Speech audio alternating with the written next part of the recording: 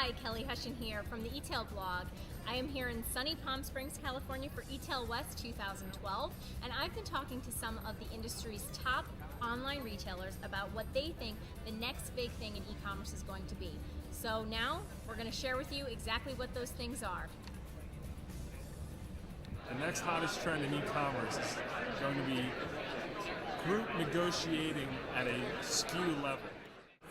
The next biggest trend is closing the time between purchase and delivery to her home.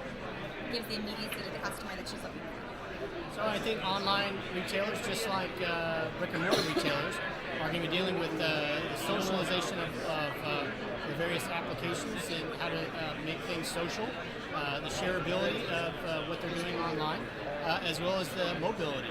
So, people are using their mobile applications and interacting with brands online just through their mobile devices. So really, those two things, social and mobile, are really the future for both online retailers as well as offline. The biggest, hottest trend in e-commerce will be catalog aggregation errors. Well, the way I see it is that free shipping as a standard service is great and it's almost industry acceptable. Now with Amazon Prime, they're really pushing the other retailers to get those shipments there expedited.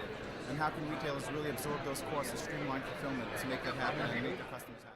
Even though it might seem obvious, it's interesting that people are not talking enough about tablet. When we look at iPad, what's really fascinating is already 8.5% of our traffic, over 9% of our sales. The way that it's trending is by the end of this year, it will represent close to 20% of both traffic and sales for us. And yet, very few people are talking about this as something that's going to fundamentally change e-commerce. Because the thing with tablet is it's not mobile. What tablet is at the end of the day is it's my 7 p.m. to midnight device that I use. It is my kids are in bed, I have a glass of wine, I'm sitting on the sofa, I'm in bed. It is the device that I use now to get on the web. And we're not thinking about it enough. We're not designing for it enough. We're not figuring it out.